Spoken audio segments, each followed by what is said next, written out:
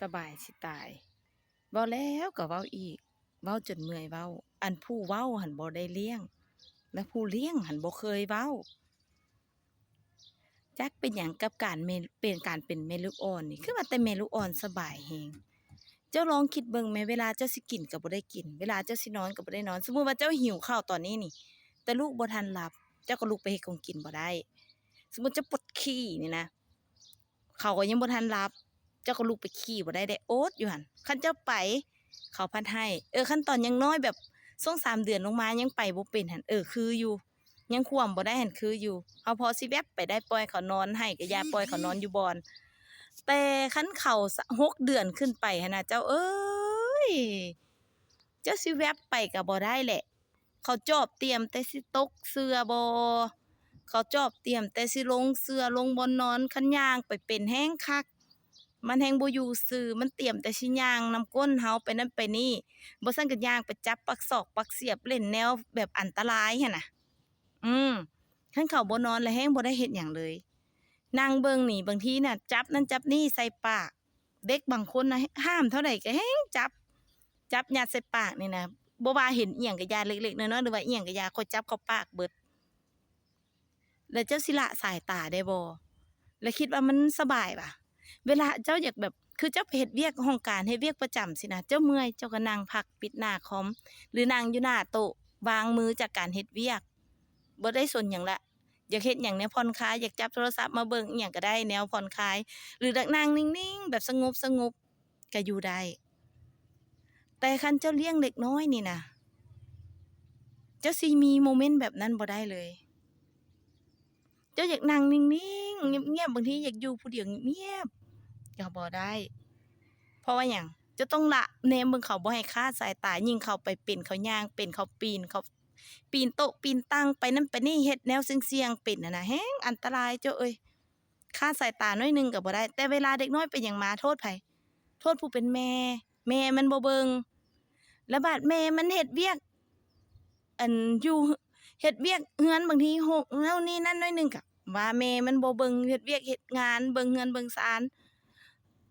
อันใดก็อยากได้ตามใจพวกเจ้าเบิดทุกอันก็บ่คิดถึงผู้เขานั่งอยู่เลี้ยงแน่เนาะว่าเขาเมื่อยส่ำใดเคยบ่ย่างเข้าเรือนมาบาดหนึ่งถามเขาเมื่อยบ่ได้กินข้าวอยู่หวาลูกดื้อบ่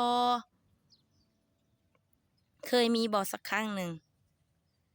แม่ลูกอ่อนทุกคนน่ะต่างคนต่างมีหน้าที่รับผิดชอบแล้วก็เมื่อยคือกันเบิดแล้วเป็นหยังต้องมาใช้คำเว้าที่ว่าเป็นแรงเฮ็ดให้คนเมื่อยตื่ม เข้าเฮือนมาเวลาเข้าเฮือนมาหยุดทุกอย่างหยุดปัญหาทุกอย่างข้างนอกหยุดอารมณ์ฉุนเฉียวหยุดอิหยังที่ว่าตัวเองถูกกระทบหรือว่าบ่พอใจอิหยังมาต่างๆหั้นน่ะเวลาเข้าเฮือนมาเห็นหน้าลูกเห็นหน้าเมียยิ้มแย้มเห็นหน้าคนในเฮือนก็ยิ้มแย้มแบบทิ่มปัญหาทุกอย่างที่ตัวเองเจอเอาไว้กินข้าวกินน้ำแล้วค่อยเว้าค่อยลม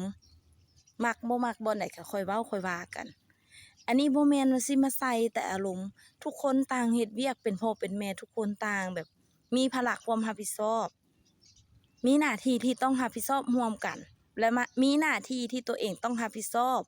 เช่นพ่อแม่บางคนต้องไปเวียกเบิด2เอาลูกนำแม่หญิงแล้วเวลาเข้ามาเฮือนปุ๊บทิ่มภาระทุกอย่างของลูกให้แม่หญิงเอาทั้งที่ลูกคือหน้าที่ความรับผิดชอบร่วมกันบ่แม่นแค่หน้าที่ของผู้หญิง ผู้ชายควรคิดจุดนี้ได้แล้วบางคนน่ะตามดีนะแม่เป้าเห็นเด้อผู้หญิงผู้ชายยุคนี้นะบางคนน่ะเขาเจ้าก็จะแบบว่าตุ้มลูกตุ้มเมียเฮ็ดเวียกเงินเวียกซานช่วยเมียซักเครื่องซักของอิหยังช่วยเมียเบิ่งอยู่เฮ็ดกินแทนเมียบางทีหันน่ะบางทีเขาเป็นทุกอย่างแทนเมียทั้งหาเงินแน่แล้วก็เฮ็ดเวียกเงินเวียกซานอิหยังแน่ผู้หญิงนำกันกลับตำหนิแทนที่สิชมเชยว่ามึงได้ผัวดีเนาะดีใจนำผู้ชายเป็นผู้ชายที่ดีตุ้มครอบครัว ดีแล้วชมเชยผู้ชายที่มีแบบนี้คนบ้านเฮาควรมีผู้ชายแบบนี้หลายๆควรย่องยอสรรเสริญแบบนี้บ่แม่นไปเว้าให้เขาว่าเขาย้านเมียยอมเมียแล้วบ่แม่นไปเว้าให้ว่าผู้หญิงนี่ข่มผัวนู่นนี่นั่นทุกอย่างมันมีความรับผิดชอบแต่ละคนต่างฝ่ายต่างรับผิดชอบหน้าที่กันของไผของลาวและกลับมาเฮือนมีลูกก็ต้องรับผิดชอบลูกร่วมกันบ่แม่นสิทิ่มภาระให้แต่ฝ่ายใดฝ่ายหนึ่ง คำว่ามันเมื่อยทุกคนเมื่อยคือกันเบิดแต่เจ้าอย่าลืมลูกคือความรับผิดชอบหน้าที่ร่วมกันเฮือนคือสิ่งที่พวกเจ้าสร้างขึ้นมาแล้วอยู่นำกันดังนั้นทุกอย่างมันต้องร่วมกันทุกอย่างบ่แม่นสิพักภาระให้แต่ฝ่ายใดฝ่ายหนึ่งคนเฮาตอนแรกๆมันก็สิพอเฮ็ดได้อยู่ดอกพอมันสิรับผิดชอบให้แทนเจ้าได้เบิดทุกอย่างอยู่ดอกแต่โดนไปมันเมื่อยมันอิ่มแหละแล้วมันก็เกิดเป็นปัญหาสะสมเฮ็ดให้เกิดการหย่าร้างได้กับปัญหาเล็กๆน้อยๆแบบนี้อยู่ในเรือนดังนั้นถ้าว่ายังอยากมีกันอยู่ก็ควรตุ้มกันไว้อย่าสุพักภาระให้แต่อีกฝ่ายเดียวแล้วก็ใช้แต่คำเว้าแบบรุนแรงให้อีกฝ่ายรู้สึกแบบมีผัวเพื่อหยังมีเมียเพื่อหยังสิหั้นนะต้องเข้าใจอยู่ร่วมกันต้องเข้าใจให้กำลังใจซึ่งกันและกันบ่แม่นสิเว้าแต่ทับถมหรือว่าเว้าแต่ข้อด้อยของอีกฝ่ายแต่เวลาเขาเฮ็ดดีตัวเองบ่เคยชื่นชม